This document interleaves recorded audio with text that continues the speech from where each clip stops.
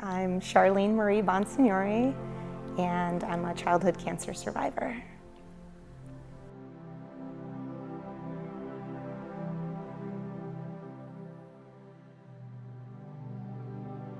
"35 years ago, my life changed dramatically from the course I thought it was going to take, I guess, as a 9-year-old.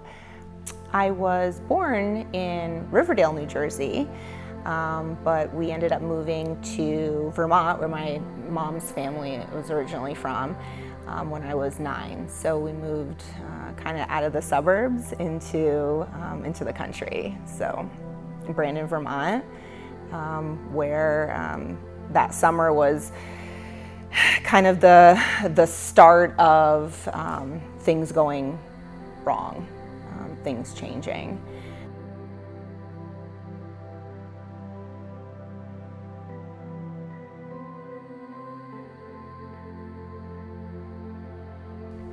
You know, I can remember being actually at a cookout right across the street from my aunt's home, and we were running and playing, and it was, you know, a farmhouse where we were, and I can remember playing with some kids and essentially thinking I got a bear kid fell on me. I was really little, and so you know, we went back to my aunt's house, and essentially when I'm sitting at the kitchen table and Mom says, "Hey, it's time to go," I couldn't get up from the table. And so my back literally, I couldn't sit upward. I couldn't stand up straight. And so I managed to somehow get out of the chair and walk to, you know, my mom's car, kind of hunched over. But that was really the first time anything, like I sensed anything was going on. I sensed something was wrong. And we kind of attributed it to, oh, a big kid fell on me. This back pain that had started.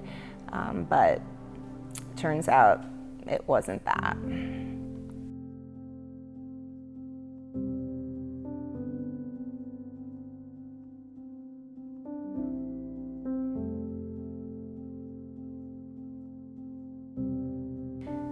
At that point, I don't know if I'm not sure hurt or pain would be what I would describe in that moment.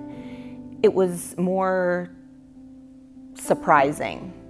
My body just didn't stand upright. So it's like it couldn't do it. So it didn't really hurt at that point. It just, you know, I kind of felt like maybe I had a really bad crick in my back, but at 9 years old, you don't really get a crick in your back. And so I was, you know, someone that had done gymnastics. I was a very accomplished runner and sprinter. And so playing around with kids, and, you know, I have an older brother, and, you know, roughhousing, you know, playing sports, that was something that was very, very normal for me. So for this to happen, and for me to remember this as being the defining moment, I knew something was wrong. I just didn't know what. I'd been to my, you know, pediatrician. They thought I had juvenile arthritis, but I wasn't getting better. Essentially, I was getting worse. I was getting sick, actually. So the doctor's visits were endless, I guess. There was really no answers that came from them. It didn't really make sense. I felt like we were kind of in a position of desperation to try to figure out why I didn't feel good, why I had back pain. My mom is a nurse. She's a retired nurse now, and she even took me to a chiropractor, which at that point was very controversial at that time in the late 80s. And so, you know, they ended up adjusting me, but, that kind of made me feel even worse, right? So I still had back pain, thinking this was gonna fix it, and that didn't attribute to it, that didn't fix I have fevers, right? I'm getting sick, I'm tired, I'm not feeling good. So it was just, trying to fix at least one aspect of it. And so it was, it was frustrating. It was just wanting to know what was wrong with me so I could get back to my life, going to school. So my mom is easily the strongest person I know.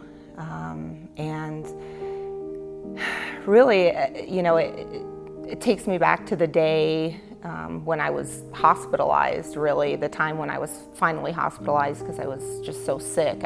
I wasn't able to be at home anymore, and going through just so many tests. And I can remember my mom, telling me, we're gonna go through this one last test, and this is gonna tell us what's wrong.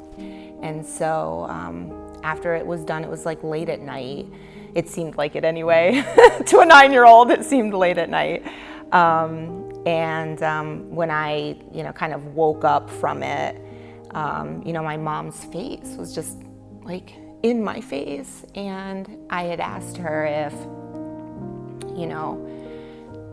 they figured it out. And she said yes.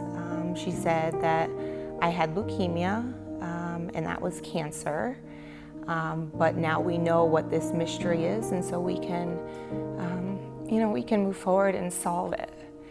And who knew that was like exactly what I needed to hear to,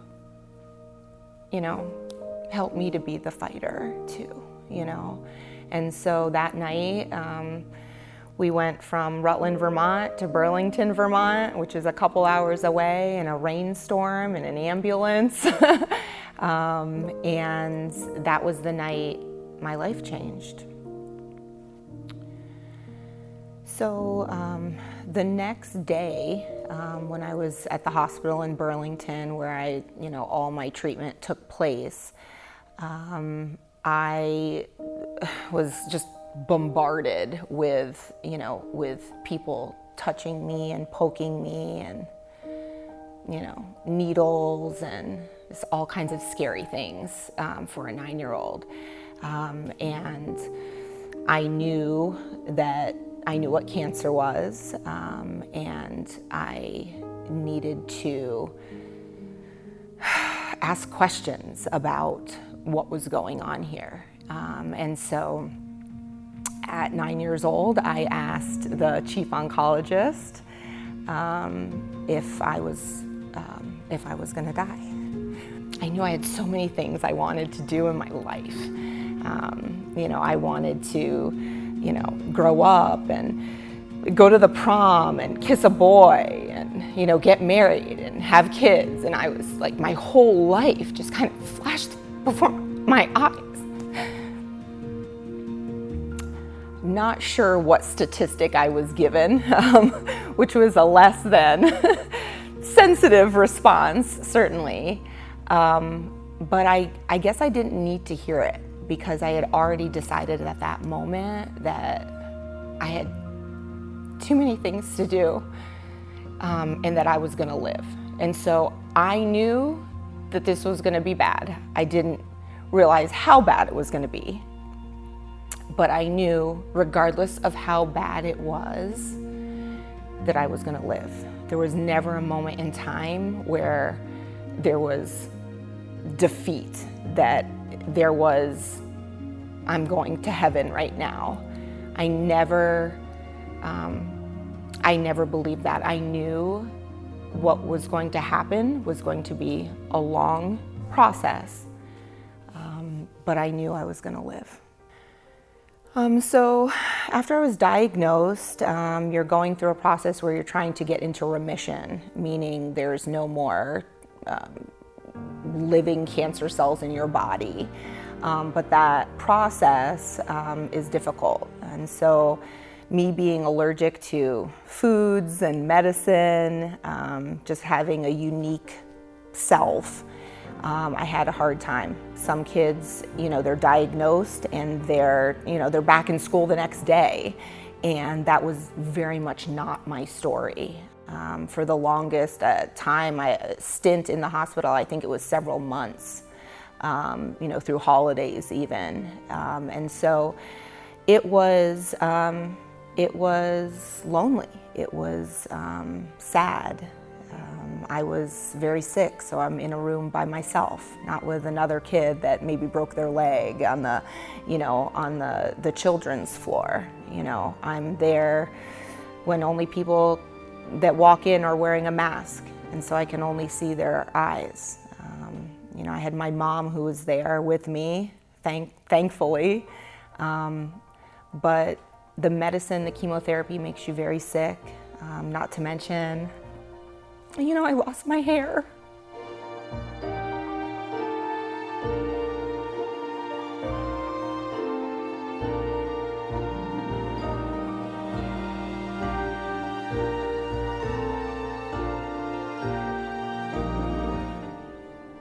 And so, that is just a very hard thing to cope with at 9 years old, and when you're trying to fit in and you stand out, it makes it really hard. And so I had very bad reactions to some of the medicine, the chemo that I had, which exacerbated the problem. At that point, chemotherapy was still very experimental. And so there were times I had allergic reactions. There was a time where, my mom picks me up and, perhaps just her touch causes me to bruise and eventually end up with a blood infection. So, everything is a danger, essentially, when you're that sick.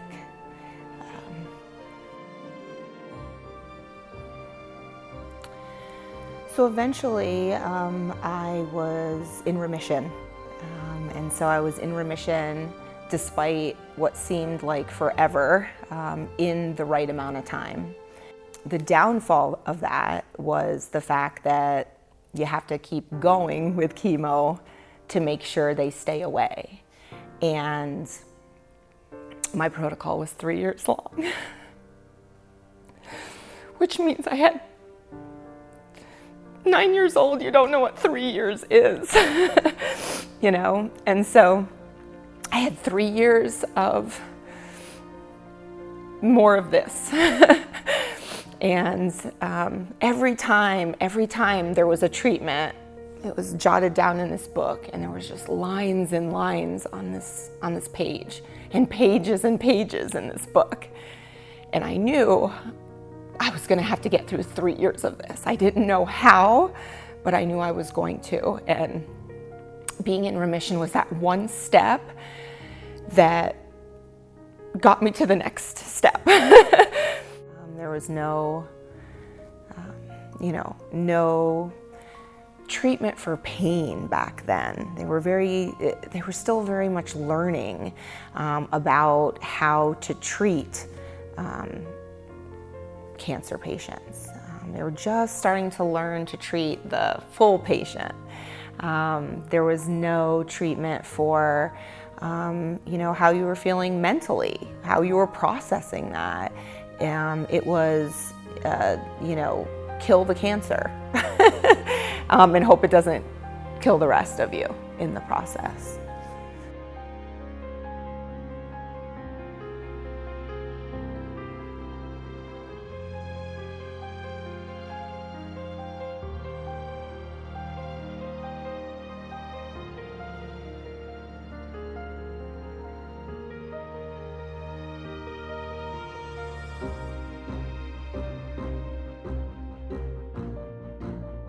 So while you're excited at the possibility that you're going to stay in remission, the cost of what that means and what you have to go through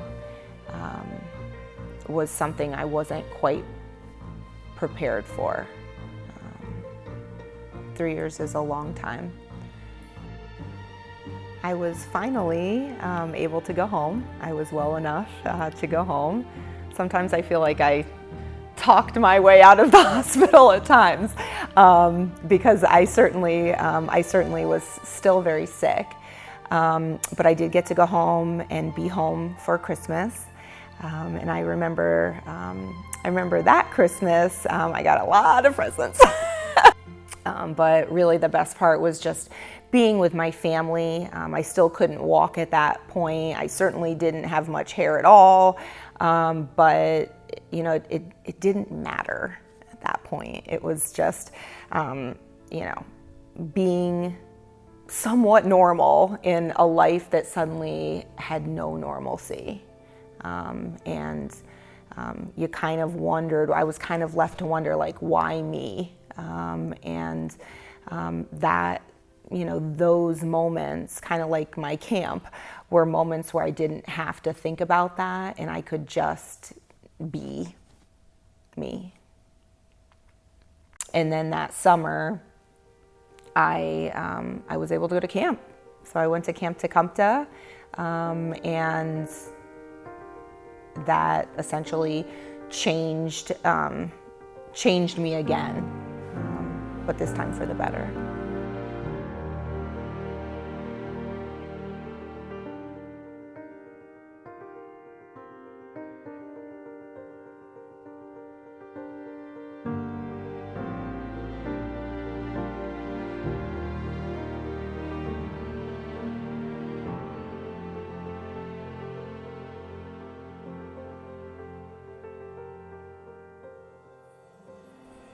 Once I was well enough to go back to school, I did. I was going back for the second half of 4th grade.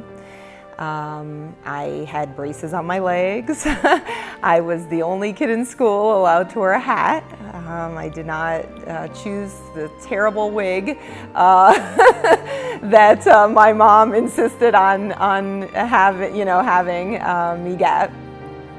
But I was glad to be back at school, but that came with just a whole bunch of challenges too, simply because I stuck out like a sore thumb. I wasn't what I was before, and so I looked a lot different. And kids back then were just not how it is today. And so I wasn't, hailed as this amazing cancer survivor, and I wasn't celebrated. I was made fun of. And I think that's one thing, today that I love seeing children and adults, just people that have survived cancer and just being celebrated, knowing all that they've gone through, because I know all they've gone through. And people seeing, through all that and knowing that they're still in there, and that they survived. So I've lost a lot of friends, but we always say friends are friends forever. Grace Emery was one of my favorite friends. She's in heaven now, and I know she's interviewing people up in heaven because that's what she did. So we always say, Grace, who are you interviewing in heaven today? But she, she was wise beyond her years, and she spent the better part of her life until she was 16 years old with, battling neuroblastoma. We had some adult conversations. We had, many times where we just enjoyed each other's company, many phone calls when we weren't at camp.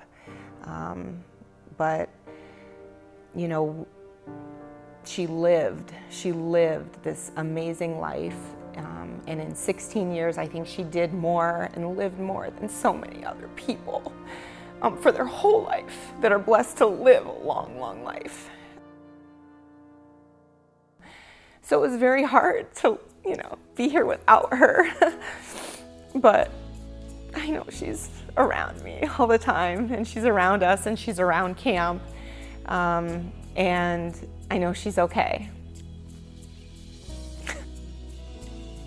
These days, I am long considered cured and live a pretty normal life. I was actually able to get back into sports in high school and in college. I was actually a state championship field hockey and softball player. And now I actually do and have for 11 years drug-free bodybuilding. And I just feel very blessed that I've had the, opportunity to, be restored into the athlete that I was. A lot changes and a lot was taken away, but in my heart, I know God restored me to one of the passions of my heart, which is fitness and sports, and it was through bodybuilding. So I would, share with people that are going through, cancer or any tough times that, don't give up. It could have, things could have been a lot different if I would have thought I wouldn't have made it. But I never did that. So there's power in thought, and there's power in faith, and there's power in prayer, and people believing that you will get through it.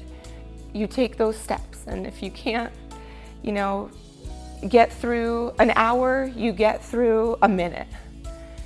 And then you can't get through a minute, you go moment by moment. And there are times where in the 3 years of chemo, I went moment by moment. But you will get through it, and you can. And I think I'm a testimony to that.